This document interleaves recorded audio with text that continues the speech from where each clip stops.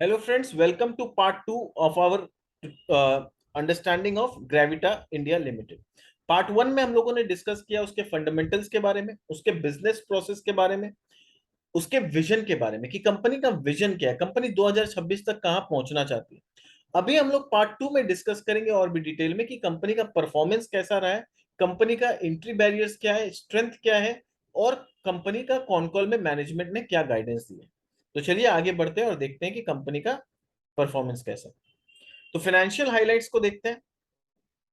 तो कंपनी का परफॉर्मेंस कैसा रहा है? 26% के कैगर से पिछले 5 साल में इन्होंने ग्रो किया रेवेन्यू। 8 से 9% का कांस्टेंट इबिटा मार्जिन कंपनी करती है। ए एक्सटर्नल क्रेडिट रेटिंग इनका ए है। सस्टेनेबल, ये लोग पिछले 11 साल से डिविडेंड पे कर रहे हैं, तो it's a dividend paying company. Back to back hedging mechanism है, जिसके वजह से पहले ये लोग हेजिंग नहीं किया करते थे तो इनका मार्जिन काफी अप डाउन होता था, पर जब से इन्होंने हेजिंग चालू किया इनका मार्जिन क्वाइट सस्टेनेबल है। 34% के कैगर से प्रॉफिट ग्रो हो रहा है, which is not a small thing.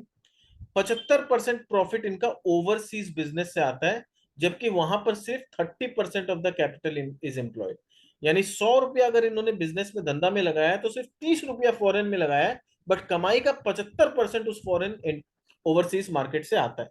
तो ये हम लोग को समझना होगा कि ऐसा क्यों होता है कि फॉरेन से इतना अर्निंग आता है।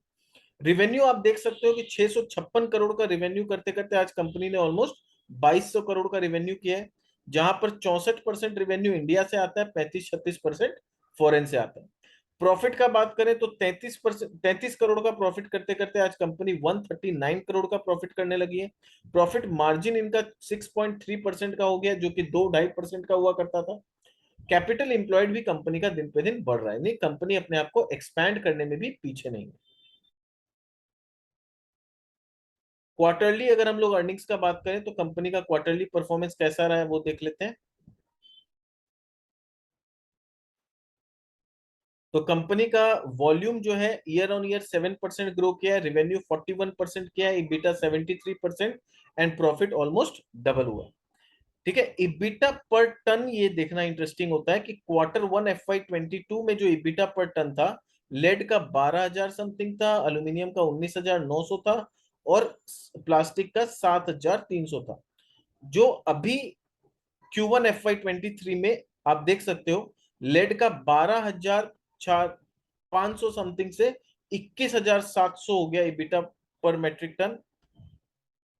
एल्यूमिनियम 19,000 से थोड़ा सा घट के ये 18,000 के आसपास आ गया है। और प्लास्टिक में 7,300 से बढ़ के 12,500 हो गया। तो इबिटा पर टन, इसको हम लोग फाइनेंस के भाषा में यूनिट मैट्रिक्स बोलते हैं। तो यूनिट मैट्रिक्स देखना बहुत इंपॉर्टेंट होता है कि आपका पर टन जो कमाई है या इबिटा है वो बढ़ रहा है या घट रहा है। तो आप देख सकते हो लेड में काफी बढ़ा है, थोड़ा सा अल्यूमिनियम में डाउन हुआ है, बट अगेन प्लास्टिक में भी काफी बड़ा है। वॉल्यूम्स भी आप देख सकते हैं कि वॉल्यूम्स भी 22,000 से यहाँ पर 28 हुआ था, पर यहाँ थोड़ा सा गिर गया। बट अल्टीमेटली यहाँ पर अल्यूमिनियम का वॉल्यूम भी थोड़ा सा गिरा है एंड प्लास्टिक्स का वॉल्यूम भी पिछले क्वार्टर के मुकाबले थोड़ा गिरा है, बट ईयर ऑन ईयर मोर और लेस ये फ्लैट है या थोड़ा सा बड़ा ही है। तो यूनिट मैट्रिक्स वाइज कंपनी के बिजनेस में कोई दिक्कत नहीं है।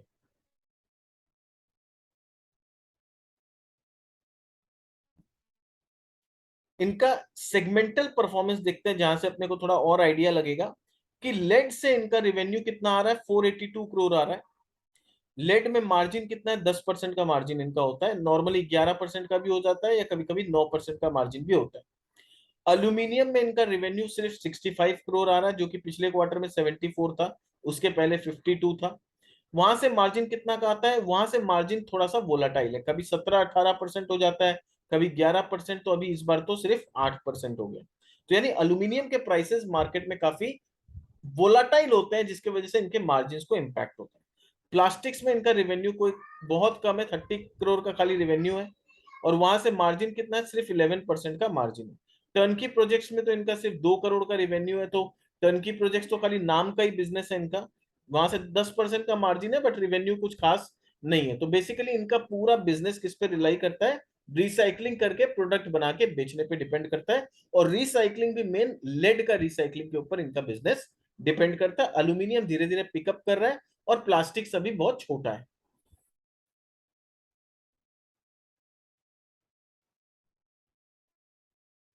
स्ट्रेंथ क्या है कंपनी का? कंपनी का स्ट्रेंथ ये है कि जितना इनके पास लोकेशन है। अब देखिए इस बिजनेस में सबसे बड़ा चीज क्या होता है, आप बिजनेस के स्ट्रेंथ को समझिएगा तो समझिएगा कि इस कंपनी के पास एक तरह का वर्चुअल मोनोपोली।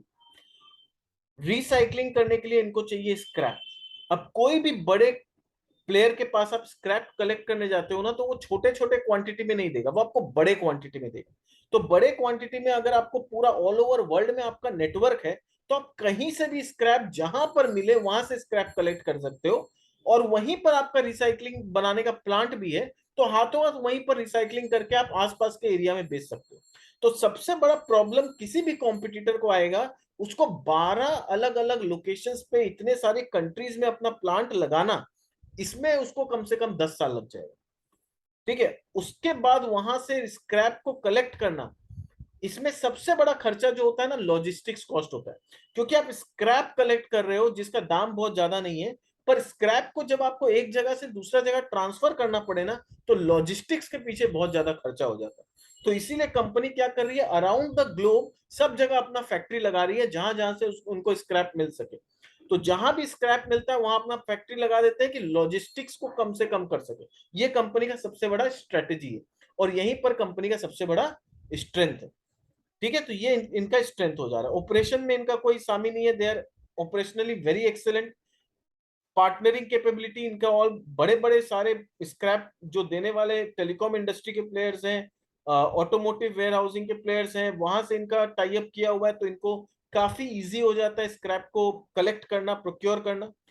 रोबस्ट मैनेजमेंट है, customised value added product, already इन्होंने रिसर्च करके काफी वैल्यू एडेड प्रोडक्ट्स निकाल रखा है, तो वहां से मार्जिन भी इंप्रूव हो रहा है। तो आप देख सकते हैं कि किस तरह से कंपनी दिन पे दिन वैल्यू एडेड सर्विसेज के जरिए अपने मार्जिन को इंप्रूव कर रही है, अपने बिजनेस को एक नेक्स्ट लेवल पे लेके जा रही है। एंट्री बैरियर क्या क्या चीज का है यहां पर समझना इंपॉर्टेंट है। Import import licence in India लेना, सबसे पहला कि आप स्क्रैप को इंडिया में इंपोर्ट कर सको, उसके लिए लाइसेंस लेना होगा। ओईएम वाले आपका प्रोडक्ट खरीदे, उसके लिए आपको अप्रूवल लेना होगा। मल्टीनेशनल प्रोक्योरमेंट नेटवर्क, जो नेटवर्क इन्होंने बना लिया है इतने सालों में, किसी कॉम्पिटिटर को आके इतना मल्टीनेशनल प्रोक्योरमेंट नेटवर्क बनाने में 10 से 15 साल लग जाएगा। कैपेबिलिटी इनके पास है कि ये लोग अपना कस्टमाइज्ड प्रोडक्ट बना के कस्टमर को दे सकते हैं, तो ये इनका रिसर्च एंड डेवलपमेंट कैपेबिलिटी बताता है। इनका नॉलेज बहुत स्पेशलिस्ट नॉलेज है इनके पास, ताकि ये तभी ये लोग वैल्यू एडेड प्रोडक्ट बना पा रहे हैं। And time and cost of entry, यानी अब कोई अगर एंट्री करेगा तो उनको बहुत टाइम लगेगा और बहुत ज्यादा कॉस्ट लगेगा। इनका तो बहुत पुराना है, तो बहुत सस्ते में इनका इतना सारा प्लांट बन गया। अब जो आएगा उसको बहुत ज्यादा खर्चा करना पड़ेगा। Global pan India, global and pan India में इनका पूरा ऑपरेशन है। अमेरिका में, अफ्रीका में, एशिया में, इंडिया में ऑलरेडी हम लोग जानते हैं इंडिया में 4 प्लांट है, श्रीलंका में है। ठीक है, 5वां प्लांट मुंद्रा में गुजरात में आ ही रहा है। हेडक्वार्टर इनका राजस्थान में है।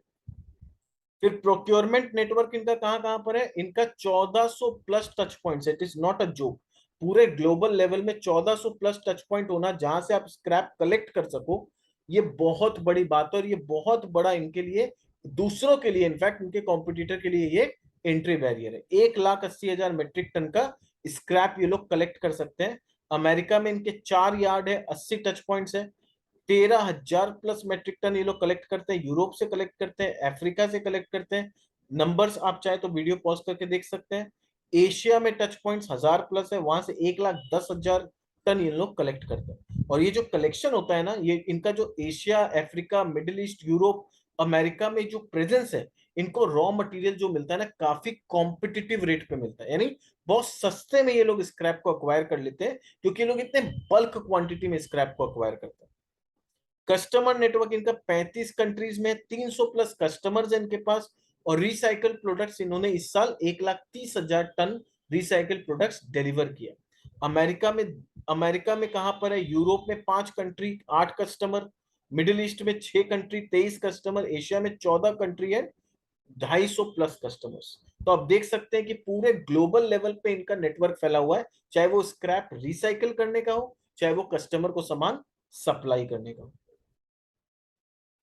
कस्टमर नेटवर्क पूरे इंडिया में इनका फैला हुआ है। 200 प्लस डोमेस्टिक कस्टमर्स है 22 स्टेट में, 75 प्लस ओवरसीज कस्टमर्स है इनके 31 कंट्रीज में। 4 रिसाइकलिंग वर्टिकल्स है, 14 रिसाइकलिंग प्लांट्स है, 1400 प्लस टच पॉइंट्स है। कैपेसिटी यूटिलाइजेशन 67% का रहा है। 33% ओवरसीज कैपेसिटी है इनके पास। 1,80,000 टन का स्क्रैप कलेक्शन ये लोग किए हैं, एंड 60,000 टन का हेल्दी ऑर्डर बुक ऑलरेडी इनके पास है। बिजनेस पार्टनर्स आप देख सकते हैं, सब बड़ी बड़ी कंपनी इनके बिजनेस पार्टनर्स है। वो लोग या तो इनसे सामान खरीदते हैं या तो इनको स्क्रैप बेचते हैं। रिस्क मिटिगेशन के इन लोग क्या कर रहे हैं, ये लोग पहले हेजिंग नहीं किया करते थे, अब ये लोग हेजिंग करते हैं। To mitigate the risk of commodity prices fluctuations from June 2016, metal equivalent and scrap bought is sold on the same day. यानी जो भी मेटल्स या स्क्रैप ये लोग खरीदते हैं उसको हाथों हाथ सेम दिन बेचने का कोशिश करते हैं। प्राइसिंग अगेंस्ट कस्टमर कॉन्ट्रैक्ट, और जो भी कॉन्ट्रैक्ट ये लोग बनाते हैं, जिस भाव में इनका मटेरियल आ रहा है उस भाव के हिसाब से लोग कस्टमर के साथ कॉन्ट्रैक्ट करते हैं, तो वो नेचुरल हेजिंग हो जाता है। फॉरवर्ड कॉन्ट्रैक्ट, ये लोग एलएमई एक्सचेंज में फॉरवर्ड कॉन्ट्रैक्ट लेके चलते हैं। Core inventory was not a part of back to back hedging, और कोर इन्वेंट्री इनके बैक टू बैक हेजिंग का पार्ट नहीं था, जो कि अब पार्ट बन चुका है।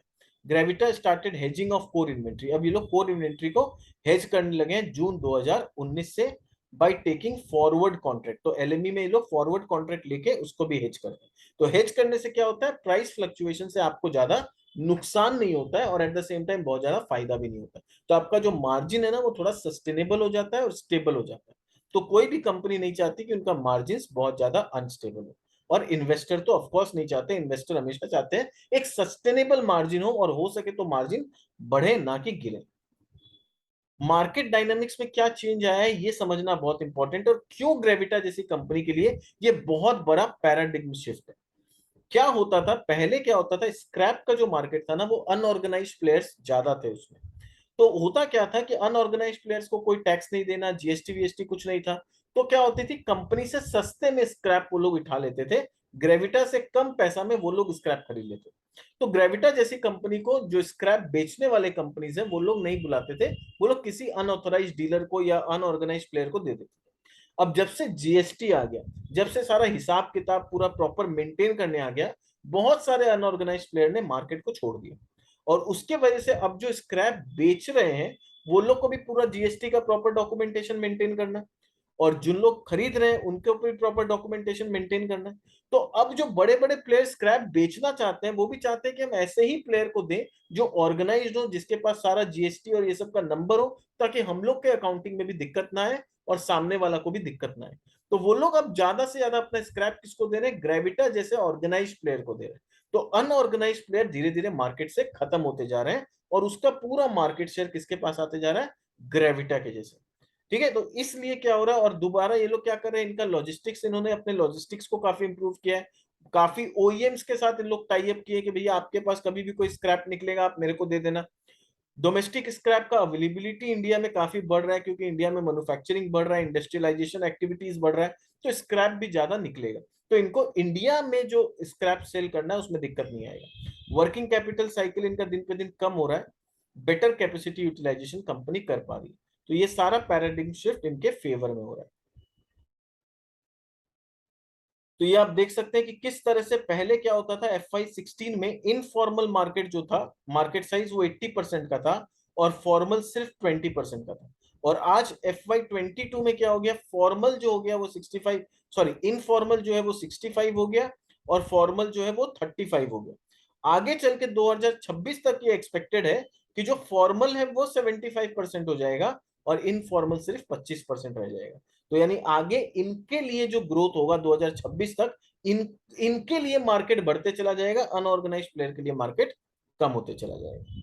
डोमेस्टिक स्क्रैप का अवेलेबिलिटी दिन पे दिन बढ़ते जा रहा है। देखिए percentage of raw material domestically collected, FY16 में खाली 14% रॉ मटेरियल ये लोग जो स्क्रैप था वो इंडिया में कलेक्ट कर पाते थे, पर दिन पे दिन बढ़ते बढ़ते अब 54% इनका जो हो गया ये डोमेस्टिकली कलेक्शन होने लग गया। तो डोमेस्टिक कलेक्शन होने से इनको फायदा क्या होता है कि इनको फॉरेन से स्क्रैप इंडिया में नहीं भेजना पड़ता है, तो लॉजिस्टिक्स कॉस्ट जो है वो पूरा बच जाता है। नहीं तो इनको दिक्कत क्या होता है कि आप घाना में और ये सब जगह अफ्रीका में जहां पर इनका स्क्रैप कलेक्शन होता है, वहां से ये लोग पहले स्क्रैप को इंडिया में भेजते हैं, वहां लॉजिस्टिक्स कॉस्ट बहुत लग जाता है।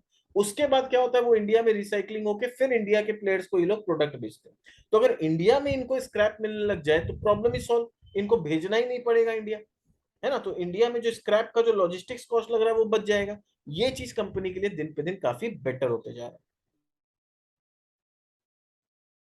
नेट वर्किंग कैपिटल साइकिल आप देखिए किस तरह से 74 डेज हुआ करता था, उसके पहले 90 डेज हुआ करता था, अभी ये 63 डेज हो गए। तो वर्किंग कैपिटल का साइकिल इनके लिए इंप्रूव हो रहा है। फिर ऑलरेडी इन्वायरमेंट को लेके ये जो पूरा काम करते हैं वो इन्वायरमेंट फ्रेंडली काम करते हैं, क्योंकि ये लोग स्क्रैप कलेक्ट करके रिसाइकिल करते हैं, तो नया माइनिंग होने से रोकते हैं। नया माइनिंग बहुत ज्यादा होगा तो पोल्यूशन क्रिएट होगा। तो रिसाइकल प्रोडक्ट अगर यूज में आ जाए तो माइनिंग एक्टिविटी कम होगा, तो उससे पोल्यूशन भी कम होगा। तो this is what they are trying to say. स्वॉट एनालिसिस हम लोग देखें तो इनका स्ट्रेंथ क्या है, इनका वीकनेस क्या है, थ्रेट्स क्या है, अपॉर्चुनिटीज क्या है, ये मैंने ऑलरेडी डिस्कशन में आपको समझा दिया है काफी कुछ। आप चाहे तो वीडियो को पॉज करके आप एक बार इसको रीड कर सकते हैं कि क्या क्या अपॉर्चुनिटीज है और क्या क्या इनके पास थ्रेट्स है। इनका सबसे बड़ा चैलेंज क्या है, इनका चैलेंज एक ही है कि कस्टमर कंसंट्रेशन रिस्क इनके पास ज्यादा है।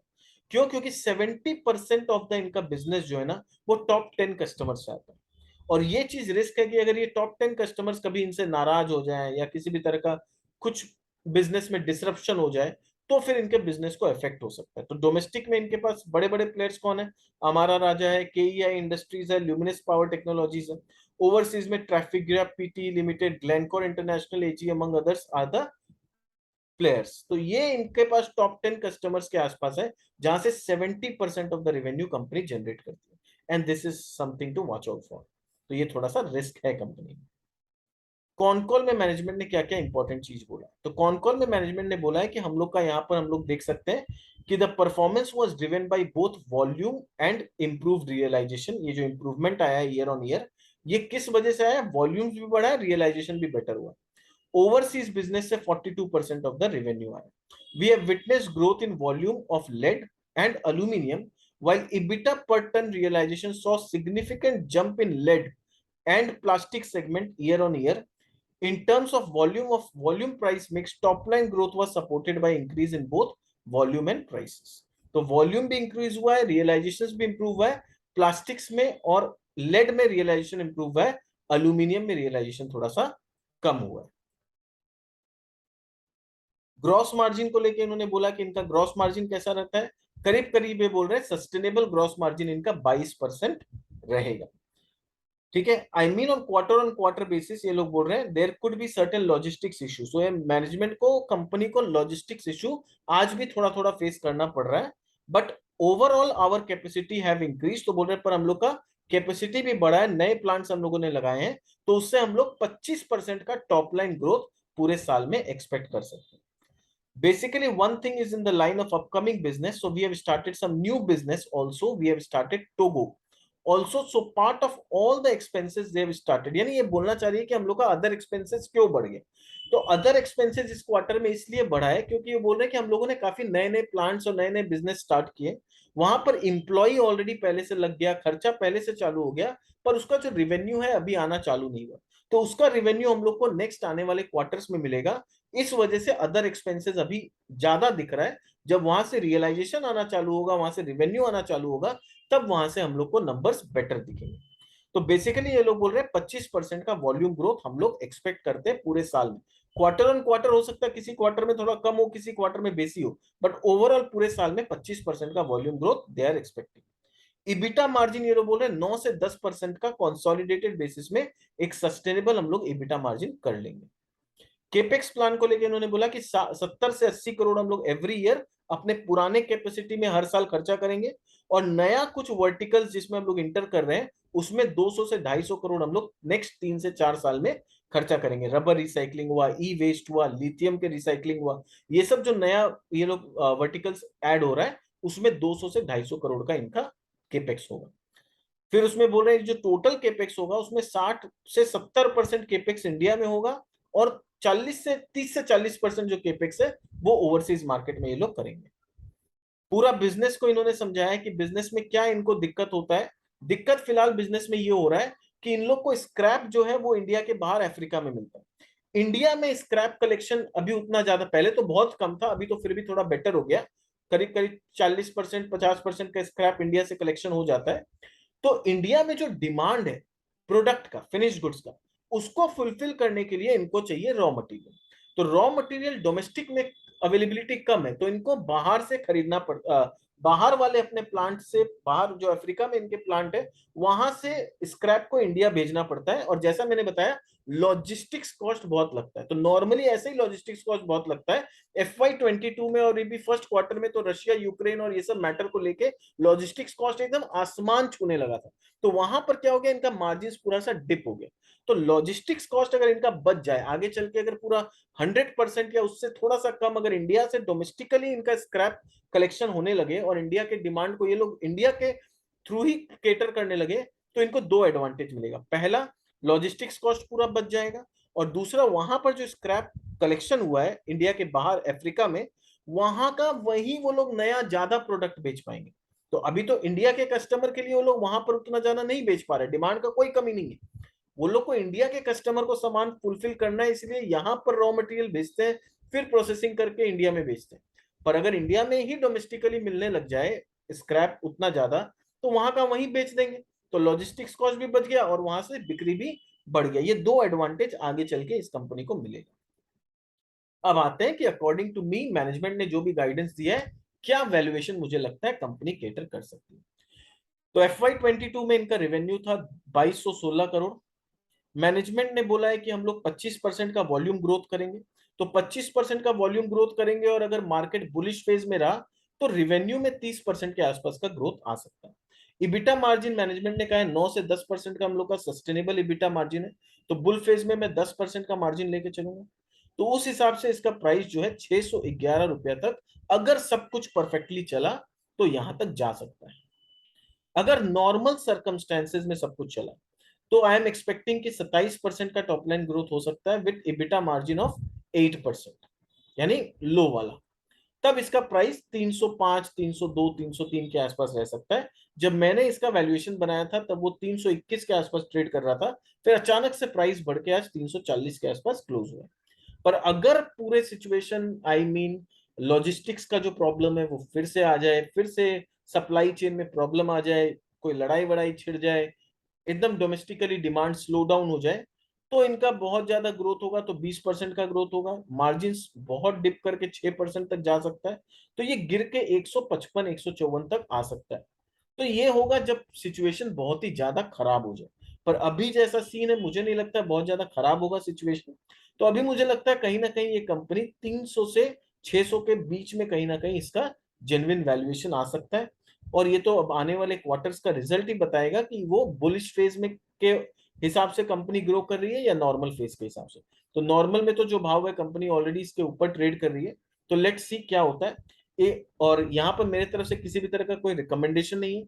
ऑब्जेक्टिव सिर्फ ये है कि आपको एजुकेट कर सकूं कि कंपनी को स्टडी कैसे करते हैं, फिर उस मैनेजमेंट के गाइडेंस के हिसाब से कंपनी को वैल्यू कैसे करते हैं, तब एक राइट प्राइस में हम लोग इसमें एंटर करने का सोच सकते हैं, ताकि वहां से हम लोग को बहुत ज्यादा नुकसान ना हो।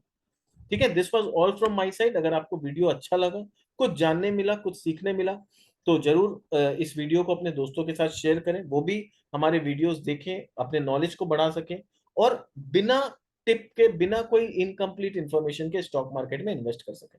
अगर आपने हमारा पार्ट 1 वीडियो नहीं देखा है ग्रेविटा का, तो आप पहले पार्ट 1 जरूर देखें, तभी आपको ये पार्ट 2 का पूरा बिजनेस समझ में आएगा। क्योंकि वीडियो बहुत ज्यादा लंबा हो जाता है, इसलिए हम लोगों ने इसको पार्ट 1 और पार्ट 2 में डिवाइड किया, ताकि आप अकॉर्डिंगली देख सकें। थैंक यू सो मच, मिलते हैं हमारे नेक्स्ट वीडियो में किसी नई कंपनी के साथ। तब तक के लिए बाय बाय। और हमारे चैनल को सब्सक्राइब करना ना भूलें, नोटिफिकेशन बेल जरूर दबा दीजिएगा, ताकि आपको आने वाले वीडियोस के नोटिफिकेशन मिले। और हम आगे भी बहुत सारी ऐसी कंपनीज का इन डेप्थ एनालिसिस करेंगे। आप बने रहे हमारे चैनल के साथ और हमारे साथ कुछ ना कुछ सीखते रहे। Thank you so much, bye bye.